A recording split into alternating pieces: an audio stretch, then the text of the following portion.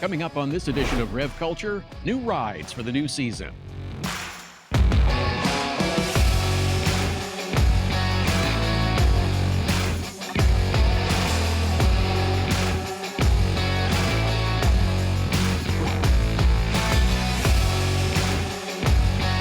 Thanks for joining me on this edition of Rev Culture. I'm Todd Lewis. Straight ahead on the program, Amber Balcaen is returning to the ARCA series full-time. We'll catch up with her.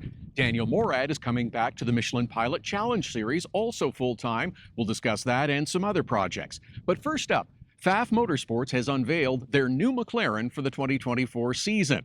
I recently caught up with General Manager Steve Bortolotti at the team's open house during the holiday season.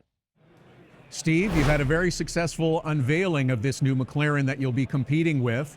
This is not a project you take on lightly. Give me some of the background as to how you came to this decision and how the partnership with McLaren came together. Yeah, so it's been a really amazing, 40 years almost with Porsche, right? And it's been a very long time.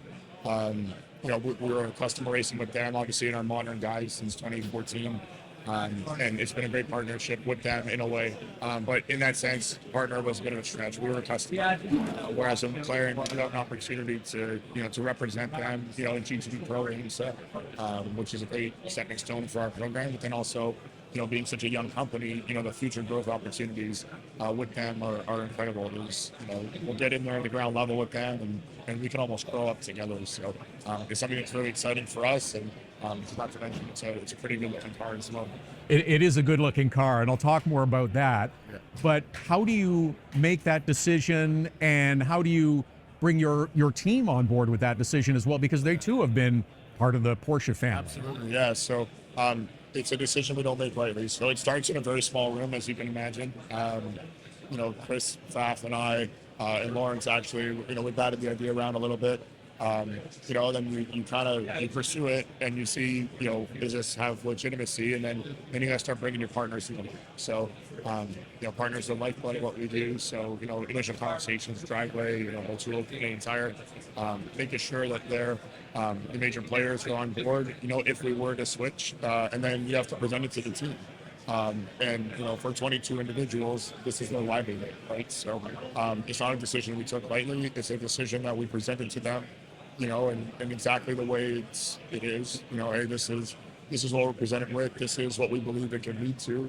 Are you in or are you out? Really, it comes down to that simple. And we had this conversation internally back in August with everybody, and gave them enough runway where if they did want to not be part of it, they can make that decision. And thankfully, every single individual on the team got excited and said, "Hey, that's a new challenge. That's something we want to be part of." And we want to be part of the growth trajectory of McLaren as a brand in GT racing. So they do amazing stuff, in Formula One and IndyCar and Extreme E and a lot of other motorsport ventures. But what's been missing is that connective tissue between the retail network, dealerships, and McLaren Racing. So, our job is to be that connective tissue. So that brings up the business aspect of it, and the retail part. We've got a McLaren that you can buy at a Pfaff showroom, and the racing car. There are some remarkable similarities. Absolutely, yeah, and that's almost the coolest part about this, 720S 323 Evo.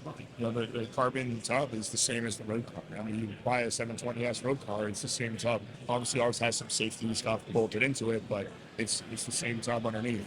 The engine is virtually identical. The one thing that's different from the 720S is the turbos. But what's exciting is that the turbos are actually from a different McLaren road car. They're actually from the McLaren GT. It's a little bit smaller to make less power than we would find in the 720F, just from a homologation standpoint. But those items that we hope resonate with McLaren road car owners are what we want to talk about and get people excited about. For sure, there's bespoke motorsport stuff like this big rear wing and things that make it a proper purebred race car. But the amount of similarities between the two is staggering.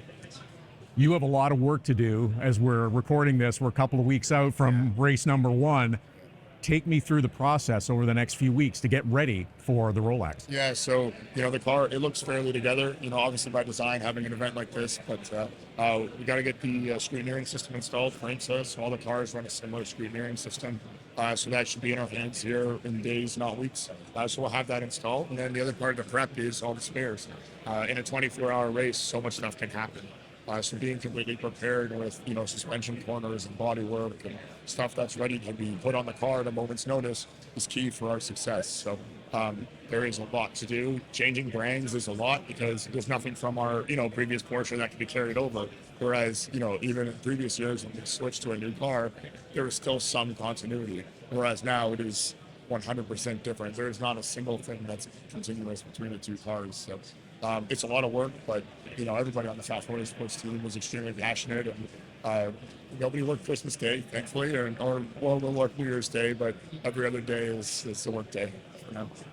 There's got to be a lot of learning as well. You have to deal with the balance of performance, which is keeping the competition fair when you hit the racetrack. So there's got to be learning there, and I suspect throughout this first full season especially. Yeah, well, we're going to learn for sure. But with that comes opportunity. And, our team is so dedicated to seeing this partnership be successful that we're going to be learning every session, every time the car's on track, test days.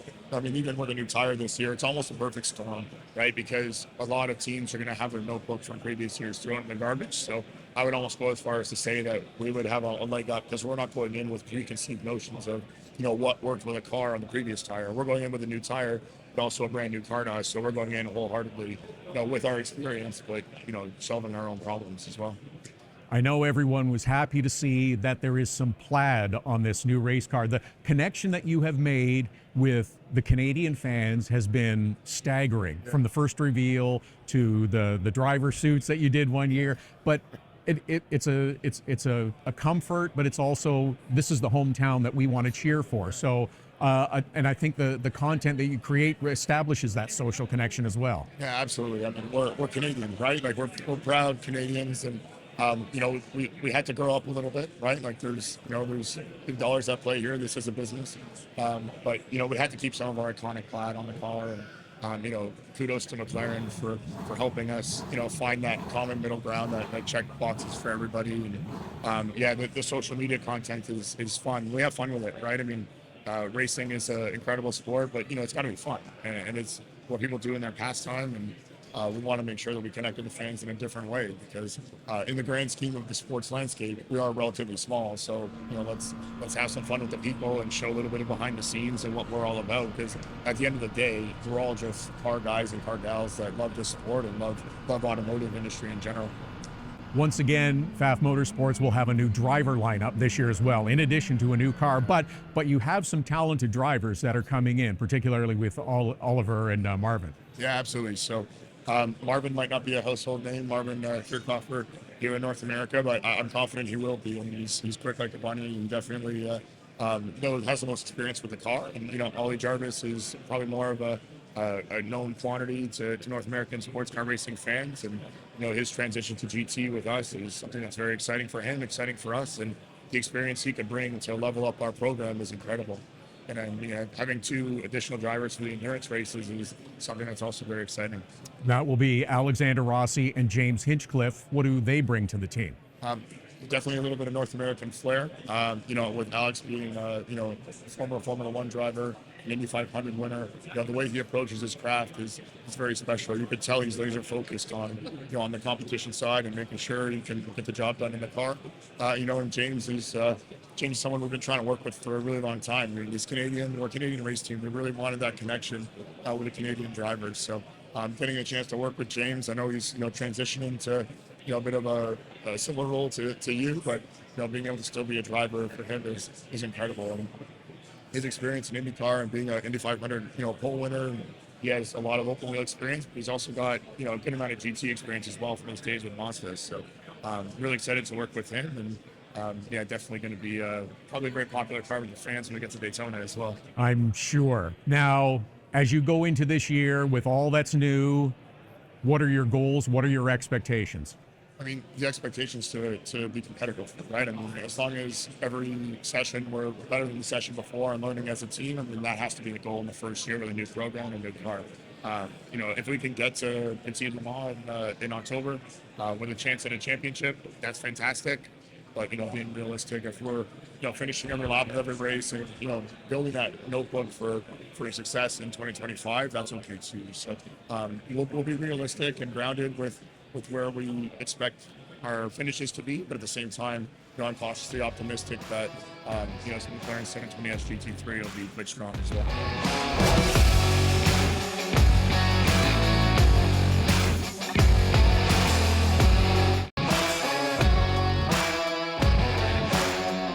She is one of the most industrious workers in the motorsports business. It's great that she'll be back full-time in the ARCA Menard Series with Venturini Motorsports in 2024. Amber Balcaen, you must be quite pleased to get back into full-time competition this year.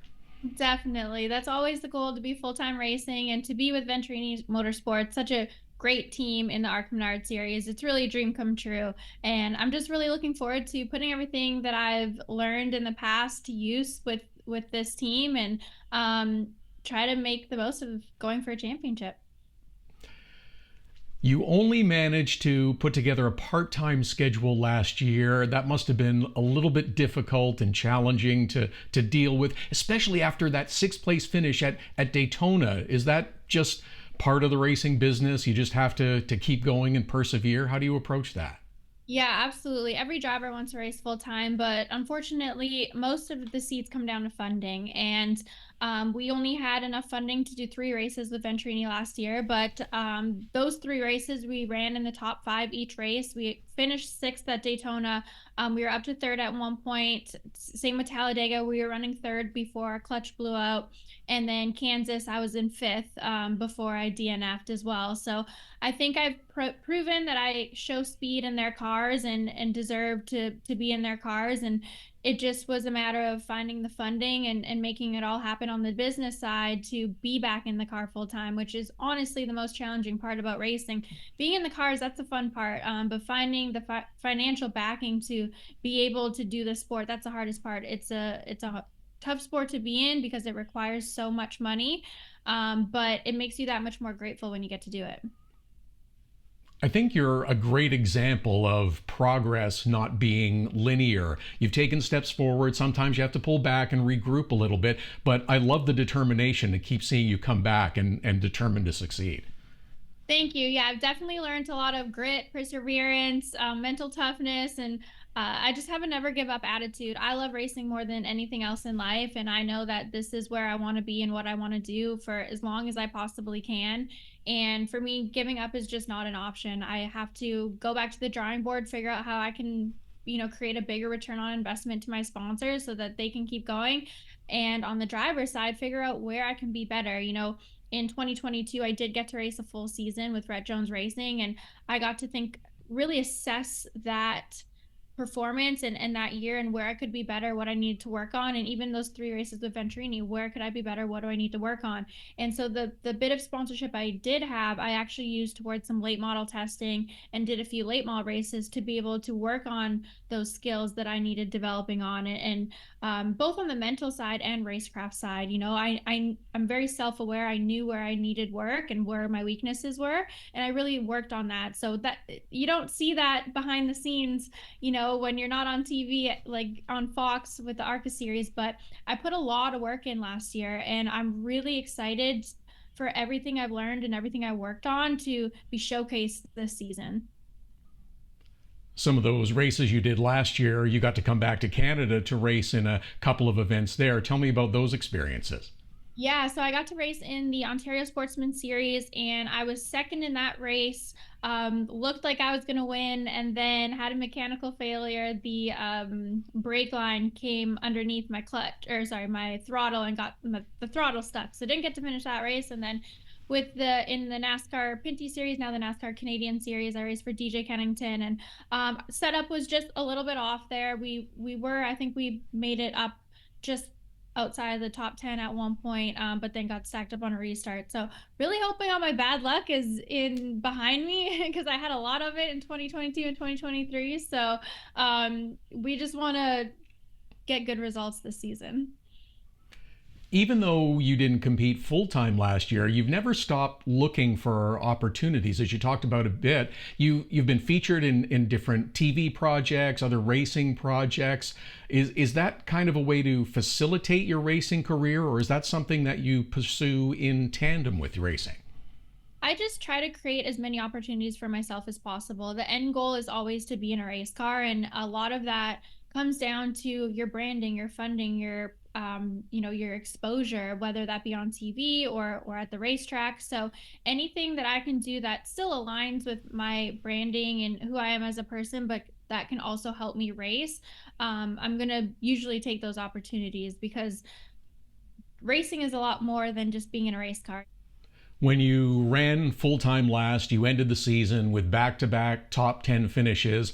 I guess the idea is to pick right up there and continue to build and move forward. I love the confidence in your announcement, by the way, too, that you're here to win races. That's what we should expect this year, I guess. Yeah, absolutely. I expect to be seen consistently in the top five. Again, I proved that in the 3 races I had with Venturini, and now having a full season, some of that pressure's off me a little bit. So now I can go and drive at a normal percentage rather than driving too hard. So having that full season really makes it a lot easier for me, and takes a little bit of pressure off me to, you know, just push it every single lap.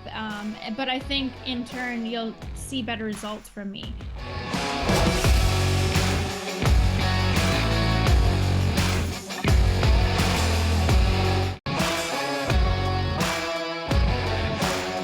Between sim racing and on-track action, Daniel Morad usually keeps a rather busy schedule. That will once again be the case in 2024. Daniel, why don't we start by laying out your confirmed plans for 24, which gets going at Daytona?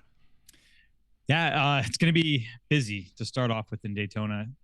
Just officially announced that I'll be competing with Winward Racing again for 2024 in the Rolex 24 at Daytona. So I'm going to take part in that race exclusively, and then continue on with the GS campaign with Bryce Ward and Winward Racing. And really the goal is to go for a championship in that class, and then we'll see what happens in the future. Competing at Daytona, competing in the Rolex 24 plus the Michelin Pilot Challenge Series, that's a busy weekend. How do you plan to manage that, making sure you get sleep and rest and stay hydrated and stuff? Yeah, it's going to be tough. I did it last year. I think knowing that I'm going to be in the 24-hour this year is a little easier. For those that don't know, last year was a bit of a roller coaster. In 2023, I got called last second on the Friday evening to fill in for one of the drivers that was injured in the 57 car for the WeatherTech series, and no laps of practice, and just jumped in for the race. And I think that's kind of the point where the team was like, okay, this guy kind of is I guess the real deal, because there were a lot of uncertainties going in. Brand new team. It was my first event with Winward last year, and I think knowing that I have that position already, I can manage my time. Last year in Michelin Pilot Challenge, you and your co-driver Bryce had some tough days, but you also had a couple really stirring victories. Detroit was sensational, and Indianapolis as well. So I assume you're looking for more of that kind of success this year. Yeah, and with Bryce, he took a few years off racing, and 2023 he got back into it, and it's not easy at 65 years old. What he did last year was actually incredible. He defied the laws of physics. I mean, for me, I was beside myself. I couldn't believe the performance he was putting forward, and also the work ethic that he displays is one of the big reasons why I wanted to continue with Winward Racing, and why I want to continue with them in the future. Is just I see the way they operate, and it is it's a well-oiled machine. The passion that they exude in that program is fantastic, and you can just tell this organization wants to stick around for a long time. Bryce has shown some really, really good speed, qualifying in the top 10 consistently at the end of the year, and giving me the chance to jump in the car and not have to do that much, as much work as I was expecting. It's really nice to see how detailed they get with it, and it's just a pleasure to drive. You have just the right people in the right positions, and for me behind the wheel, it's not easy, but it's definitely nice to have the confidence with those guys behind you. There was a time that sim racing occupied more of your life than on track racing. Does it still give you the same kind of adrenaline and satisfaction to on track racing, or can you really compare the two? I it's not really me that says this. I think the community in general says it. the cars might be virtual, but the racing is real. And that adrenaline rush you get is the same. The concentration, just hitting your marks. Maybe the physics are not exactly, but they're very, very close. And it's so close to the point where we use it actually as a training tool. And we did an experiment as well where a bunch of sim racers from the Moradness M Squad team, which is one of my teams I manage. It's an esports squad, and it's designed not for, we call the fast drivers on sim racing aliens, because they're not human. They're so fast that they're not from this planet. And so it's not really designed for that. It's more so for development. And it's really a place for, let's say, like a club, a membership club where you can go and have a good time. Think of like a gym or a social club kind of mixed together, but it's mixing performance and the social aspect. And we took these guys because they helped us all last year as, just participating in these sessions where we can have, instead of just one-on-one, Bryce and I, it was 30 guys on track, and we can really fight and play around with race starts, restarts, battle on track, and, go 3 wide, and we can experiment. So when we go to the race weekends, Bryce and myself, for that matter, are not like shocked by, battling so hard. And honestly, even for me, I have to say, like, a huge thank you to the guys, because they help prep me for some insane battles. And GT4 is down to the driver at the end of the day. There's a lot less you can do on the car, and it's a lot more about racecraft. Think of it like a 4-stroke go-kart race, very low horsepower, all about momentum and strategy. So, it's really helped me just instinctively make decisions on track. Want to ask you, before I let you go, about your race in 2017 in the Rolex 24. You were part of the winning team in the GTD class. Celebration at the moment is great. It's an overwhelming feeling, I'm sure. A few years later now, do you have a different appreciation for how significant that victory was? Yeah, it's weird because that's the one race where I felt like, okay, we're going in to learn. This is a great experience. And we ended up winning. Like, everyone was just firing on all cylinders, and everything more or less clicked. We followed the game plan, just not damaging the car and bringing the car to the end of the race in one piece with absolutely no damage at all. And that was the key to winning that race, because it was really a race of attrition that year. Now it's insane. Like, I think every year since then, I've thought, okay, this is our best chance to win. And again, and again, and again. And every year I've been with really solid efforts and really good driver lineups. This year is no different. We have an incredible driver lineup. There's no weakness across the 4 drivers. This year especially is going to probably be the toughest year across the board. Just the experience everyone has in the field. The teams are getting more comfortable. There are top teams in the series, but yeah, I guess I took it for granted back then. I didn't even know what I was doing. I was like, oh, cool. Just going by instinct. I felt like last year that one really got away, but I say that every year. We've always been in contention, leading the race, something happens. Last year was a tough one. Just even to make the race was incredible. With, 0 laps on the backup car. The guys brought the car from Texas like 15 hours before the race. It was incredible, just the effort to get the car on track. So we'll see. I mean, it's a lottery at the end of the day. You have to bring the car to the end of the race, last few hours, and have it in one piece, and we'll see what happens. And that will do it for this edition of Rev Culture. Don't forget, you can catch up on past episodes by going to the Rev TV website, and please make sure you follow us on all our social channels. Thanks for watching. See you next time.